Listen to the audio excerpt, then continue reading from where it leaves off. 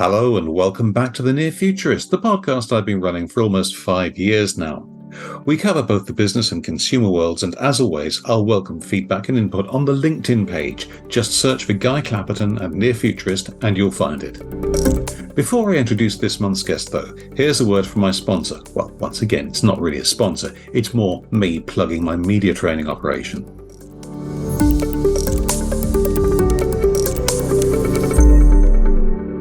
Do you or your clients want to sound as confident, clear and fluent in media interviews as the people in this podcast? Of course you do. My team and I can help. Drop my assistant Lindsay, that's lindsay@clapperton.co.uk, a note and she'll set us a time for an initial chat. Or go to the website at clapperton.co.uk, 2 Ps, to find out more. Now, back to the podcast.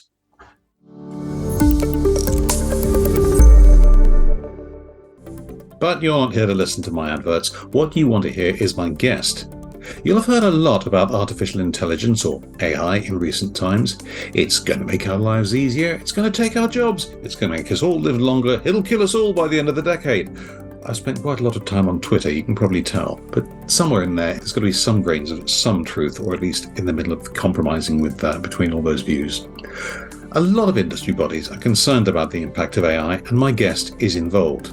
She is visiting Cybersecurity and Privacy Executive Fellow at Clapperton Business School, Virginia Tech.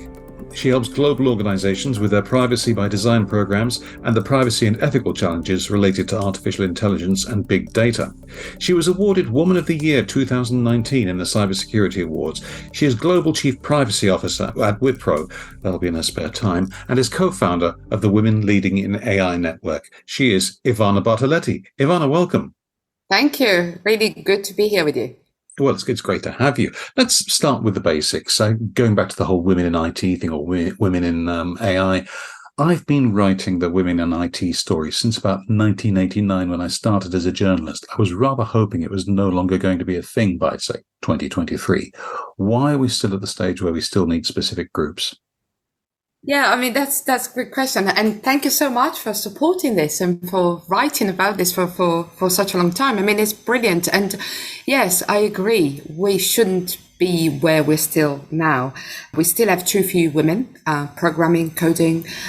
We still are in a world where if I ask ChatGPT, for example, to tell me a story about a boy and a girl who are friends, and they've been friends since they were kids, and they're deciding what to do for university. So I said to ChatGPT, tell me a story about it. ChatGPT responded and said, once upon a time, there were two good friends, a boy and a girl. They had been friends forever. They're deciding where to go to university, and the boy says, I want to study engineering. And the girl says, I want to study art. And guess what it adds? It says, I want to study art because I do not understand about numbers. So we're still in these situations. I mean, a lot has changed. A lot of it has improved. And many companies, many organizations, many institutions are very well aware that we need more diversity, more women from every background in coding, in programming, and they're driving programs to change this. But we need really things to speed up, because we can't wait for another generation to come. We really need things to change, and change quickly. Absolutely, and that little story that ChatGPT wrote has all sorts of my hackles rising. Apart from anything, my daughter is studying to become an opera singer, but it's not because she's bad at maths; it's because she's passionate about opera. It's just absolutely the totally. whole. We could go down a whole rat hole there. I think we're probably in some agreement. But it does outline that a lot of the bias is unintentional. In other industries, for example, I was reading a while ago that the design of a cockpit at an aircraft is designed around the male body, and the same is being true of spacesuits. I'm just wondering what unconscious biases people who perhaps are recruiting or building their own businesses need to look for in the IT industry. Bias is what exactly you described, is when you make a choice, and most of the time you make it in an unconscious way. And you mentioned things like, for example, in the aerospace industry, how things have built in a certain way. But also, if you think, one area that has always fascinated me is the area of medicine. And that is because things like heart attacks and generally heart diseases, they're not really studied about women. So a lot of women, when they go to a doctor and they say, I have a problem, I feel, normally they've been told, well, it's stress. But sometimes it's not stress. Sometimes it's just something that hasn't particularly been studied because a lot of the data being collected over the decades has been around men. And we have seen examples of this translated into technology. Joy Bulamvini, in her amazing film, Coded Bias, really talks about facial recognition tools that fail to recognize black skin. And it's not just facial recognition, it's also, for example, the detection of skin cancer that often fails to recognize black skin.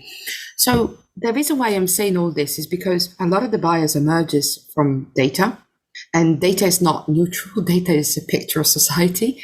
So obviously, if you take this data, feed it into a machine, an algorithm, then what happens is that you are coding the world of today with all the inequalities and everything into a system that makes decisions about tomorrow, that makes predictions, that influences public policy, that defines whether you've got access to something or not, and also something that defines what you see when you browse the internet. And so to an extent acts as a gateway to the world as it is for everybody. So this is what we're concerned about. So we're concerned about that bias when it gets coded into the systems that sometimes is very difficult to identify. But it's not just the data, right? It's also the parameters that you choose. You can identify, for example, what you consider to be good or to be bad, and that's never neutral. So what is really important, especially in the IT industry, is to make sure that when these systems are created, when the data is ingested into these machines, that we have a very diverse workforce that can identify potential bias. They can say, hey, if you do this, if you choose this parameter, if you don't massage the data in a certain way, you may be producing bias. You may be producing something maybe unwillingly, not because you want to, but simply because you're not checking enough, simply because you're not thinking longer term. So this is where it's really important to be aware of all this. In recruitment, this is crucial because when a lot of systems now they're used in artificial intelligence, a lot of AI systems are used in recruitment to rule out people, to decide whether somebody's got an interview or not, to look at their performance in a job place. Again, this is where bias can become very dangerous, not just because that bias will be unethical, not just because it would be unfair, it could potentially even breach discrimination law, but also because it wouldn't let you hire the best talent. And that is very detrimental to productivity, to create the best performing organizations. So we have to be careful, I think, with these systems, because once the systems code bias and inequalities, then they become much more difficult to understand. And also it becomes also much more difficult for people to say, hey, you are discriminating me, because a lot of these systems, they're used in ways that are not particularly transparent. And a lot of these systems can't even be completely understood by the people using them. There's a lot in that. I was reading a book recently by Matthew Syed, in which he makes the very good point that if you just hire people like yourself, even if you think it's good to have like-minded people around you, you can end up not seeing an awful lot because you only have the one perspective. It's an excellent book called Rebel Ideas. I'd recommend it to anybody. We are heading towards the inputs that you have to put into AI to actually make it work. And people of either gender are nervous of artificial intelligence. In general, should they be, and why? I am not, in the sense that I quite like there's a lot that I like, and there's a lot that I use. It's quite fascinating to have, for example, the sort of the splash of generative AI. I mean, of course, there's been a lot of hype in the media. There's a lot of glamour around these technologies. But I actually find some of it really interesting. If I look at it through the prism, for example, of productivity, I find fascinating how you can automate a lot of the tasks and how you can find artificial intelligence to support you in your everyday work. And I also find that this is and how you can train a generative AI tool on your enterprise data, and you can simplify a lot of the processes that you have, and you can get your employees and people to focus on other things and be checkers rather than doers in the more traditional sense, and having to do a lot of repetitive tasks. All that I find quite interesting, so long as I see this through the prism of productivity, which to me is very important, because I like the idea that a lot of people can be assisted, not replaced, but assisted in what they do. I like having access to human knowledge to an extent. I like the potential of some generative AI tools, for example, to safeguard some of the areas that can be lost, like some language or some how you can train AI system to something that is very dear to you, and specifically maybe even to some communities. So there is something very positive about the AI and the transformational power that AI has. So if you want my honest opinion, no, I am not terrified as many. I know what the risks are, and I want to tackle those risks. And I actually, when I hear people talking about artificial intelligence, risk of destroying the whole of humanity, for example, the existential threat that AI is posing, I actually find that a little bit misleading, because it creates something mythical and some mystique around artificial intelligence. It makes it sound some sort of something magic, whereas in reality, these tools are created by humans. Every AI tool is a bundle of data, which is not neutral, parameters, which are chosen by human beings, people, who are the people creating and making these tools. So every single artificial intelligence artifact is embedded into the world, and is, many people say correctly, is a socio-technical tool. And being a socio-technical tool means that the risks are the risks that we're talking about: bias, disinformation, online manipulation, the fact that you can create deep fakes at great speed, and therefore there is indeed a risk for our democratic viability. But these risks are manageable and are not new. Many people have been talking about these risks for many, many, many years. So sometimes I feel that when I hear these people talking about, oh, AI is going to destroy us all, I feel, well, actually, yes, I can't exclude that, of course, because who knows about the capabilities of AI in the future. But you are distracting us from the tasks that we have right now in front of us, which are the task of creating and implementing, creating new laws, like we're doing in many countries, many strategies, but also the task to implement existing legislation, for example, around privacy, data protection, human rights, non-discrimination, liability, copyright. I mean, I feel that a lot of this very dramatic calls for and people saying, we are heading towards the end of humanity, I feel they're a little bit misleading, and they create sort of this magic and around artificial intelligence that I think is exactly the opposite of what is needed right now.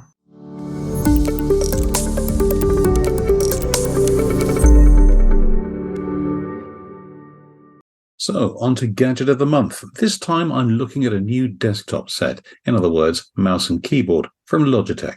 That's the Wave keyboard and the Lift mouse. These are really good if you're just starting out, but if, like me, you have 40 years of two-fingered typing behind you, they're going to be quite an adjustment. Now, the keyboard is based on the ergonomic designs that came in during the 1990s, for example. So you don't need to move your fingers or hands around so much if you're a touch typist. Now, for those of us who never learned properly, bit of a confession there, but have survived decades as a journalist, it's not so easy. The hands move into the position we're used to, and the keys just aren't there. I'd have to confess, this is mostly a problem for people like me rather than people who've had any real training in typing. For them, that and the cushion for the wrists is going to make this a lot easier. The mouse is also difficult, but this time it's going to be the same for everybody, but I strongly suspect worth persevering. You might have noticed, or you'll see it once I point out, that typically our hands adopt a sort of claw position when we use mice. Now, how much more natural would it feel to adopt a handshake position? That's basically what the Lift mouse does. The controls are mostly vertical, and if you haven't used a mouse before, it's going to be a lot more comfortable. It comes with a Bluetooth dongle, but my system didn't need it. Its upright design means it's quite tall, so I've managed to knock it across the desk a number of times. I'm clever like that. Battery life appears impressive on both of these models, and as long as you're a touch typist to begin with, you're likely to be a lot more comfortable over a period of time.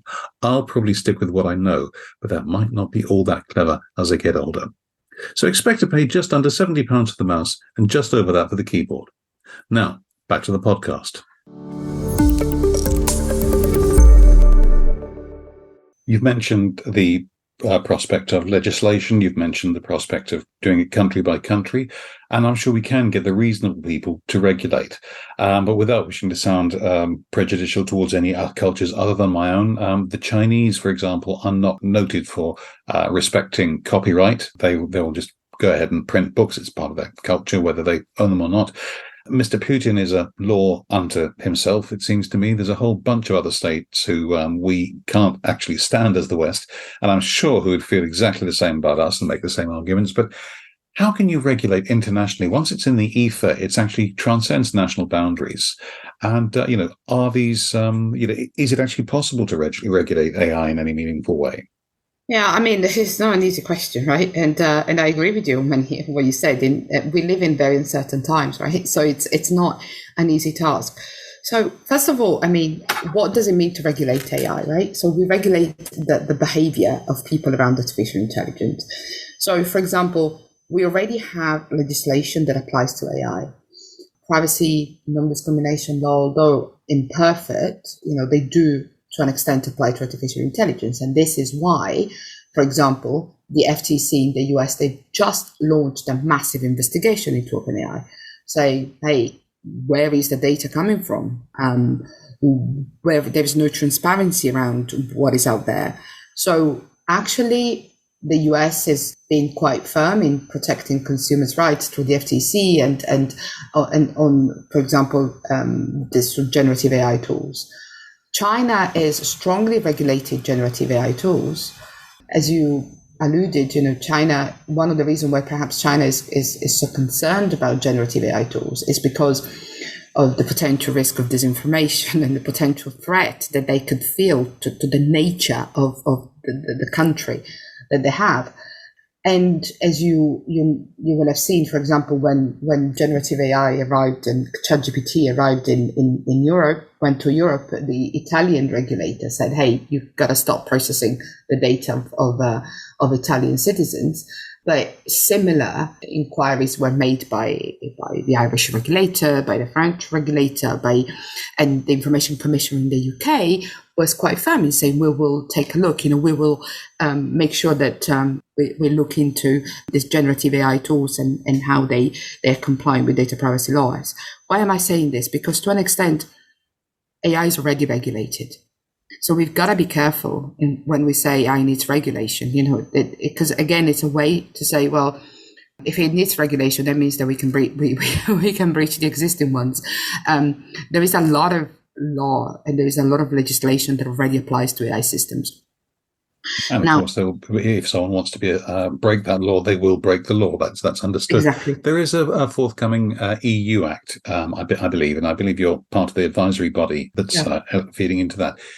Could you tell us what's likely to be in the Act and what, and indeed how it will affect non-EU members? I'm from the UK, so everybody I know lives in a country that has actually taken the decision to leave the EU. Yeah, I mean, it's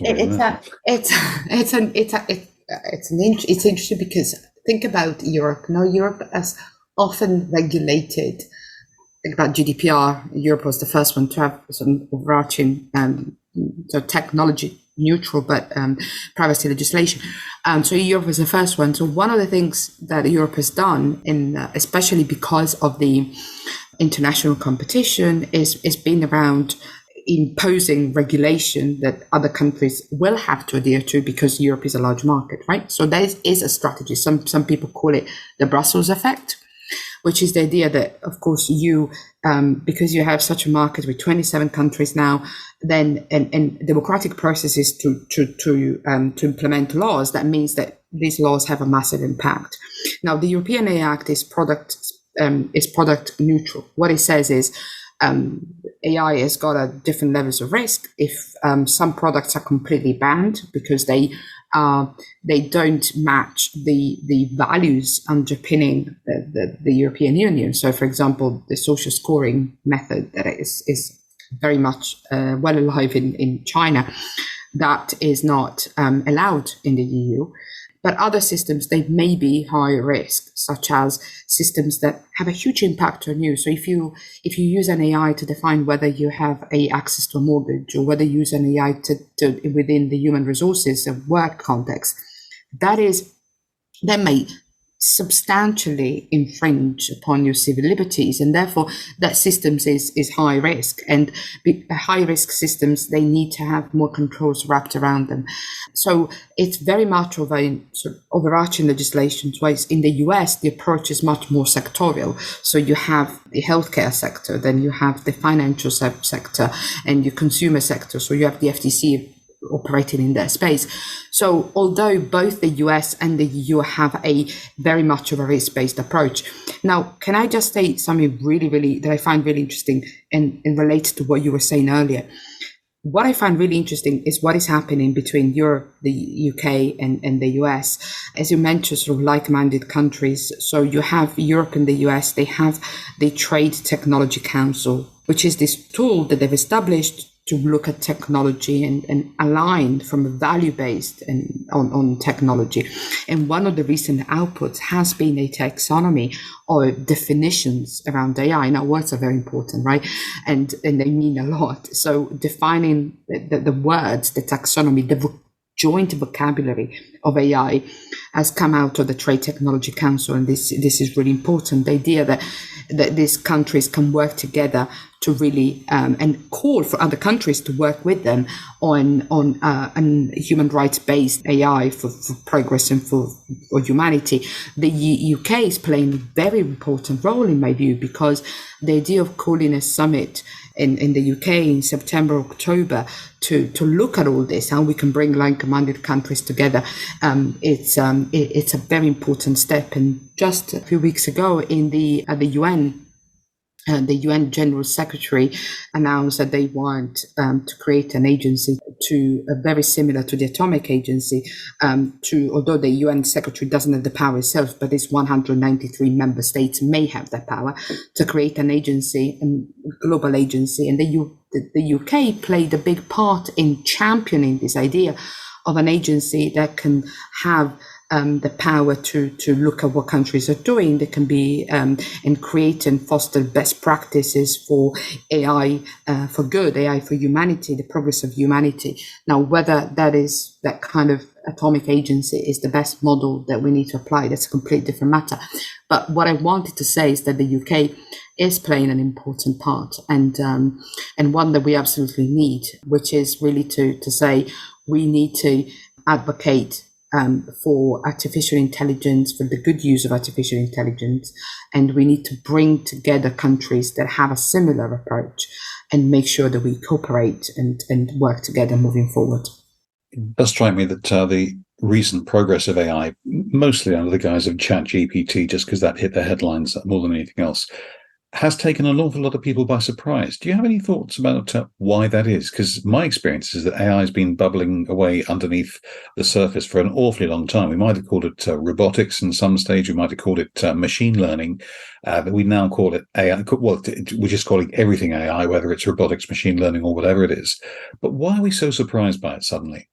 But I think the surprise is that it's hit people's homes, so everybody can have access to it. So, I mean, the fact that you have 100 million people who use ChatGPT and similar tools is quite a big thing. I feel that, I mean, that is the big difference. Everybody can have access to these tools, and that is the good thing, but it's also a dangerous thing, because if you're an organization, for example, and you are using these tools, of course, you want to use these tools, and you can do it different ways, but you want You want your employees and to familiarize with these tools, and the same, you want young people to familiarize, because that's the world we live in.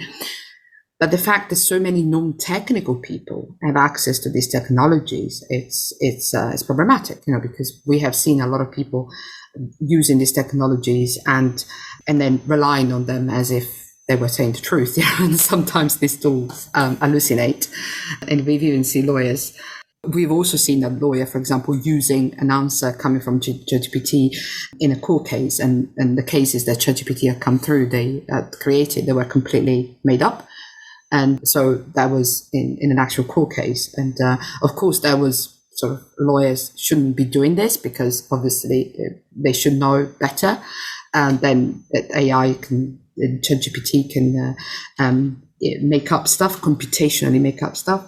But at the same time, what I wanted to say is that the hype around these tools has been so big that you can't blame people if they've been blindly using them, because the hype has been really very big in the newspapers and everywhere in the news. I feel that everybody's got access now.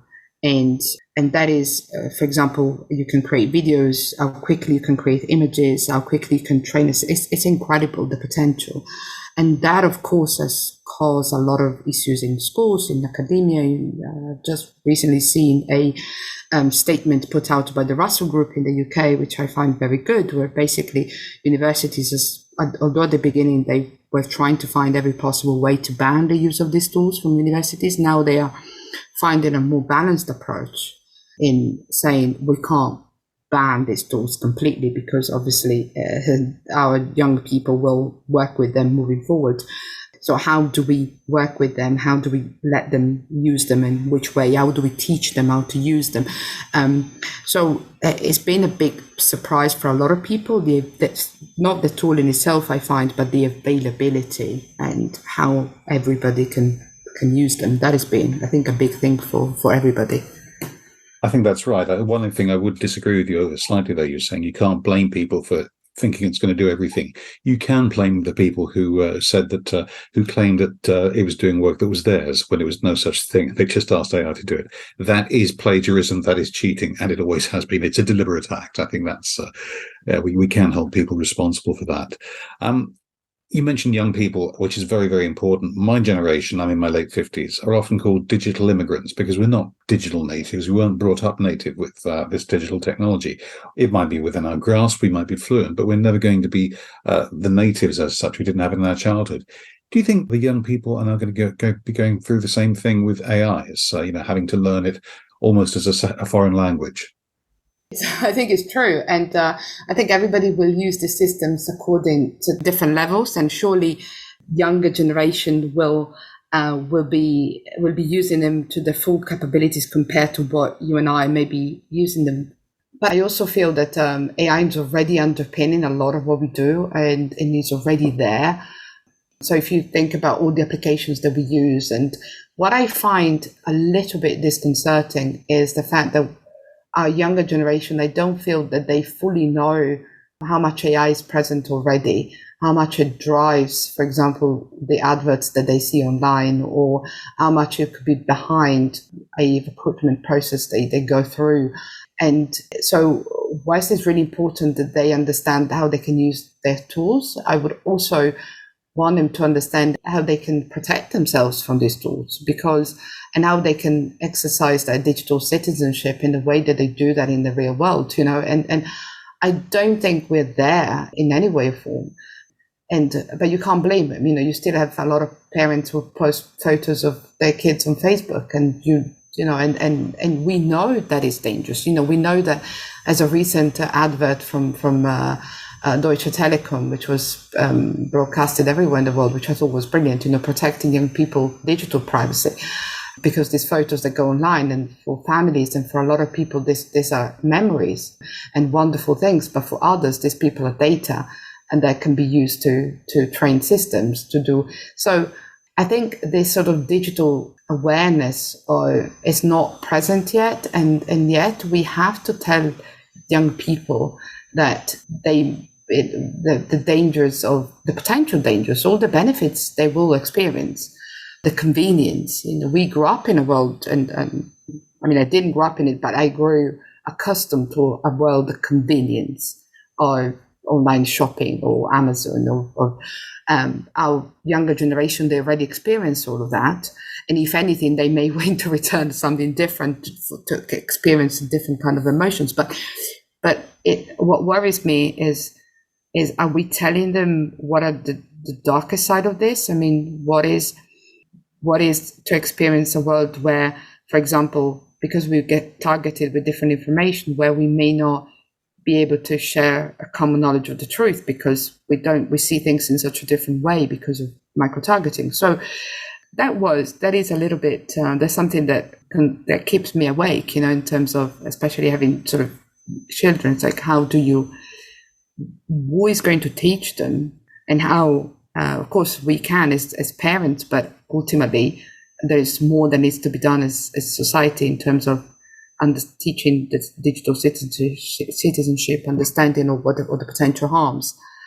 It's important for younger people to learn about all of this. And also important for their parents, as you say, if they're the ones who are doing a lot of the teaching. I think it's incumbent on all of us to educate ourselves around the digital world and the AI world about what the risks may be. There are always going to be risks in terms of everything. We are running up against time, I'm afraid, which is a shame because I'm really enjoying this conversation. But could we perhaps finish by, if you could tell me whereabouts people can find out more about yourself and your work? Yeah, sure. So so my website is the easiest way. I've recently published a study for the Council of Europe on with an academic on discrimination and the impact on AI on gender. So, but I published everything on my website. So there is find information about me. And what is your website address, please? Oh, sorry. Yes, good question. It's ivanabartoletti.co.uk. That's great. Ivana Bartoletti, thank you so much for joining me. Thank you. And thank you all for listening. This has been The Near Futurist, a Clapperton media production, and I've been Guy Clapperton. See you in a month.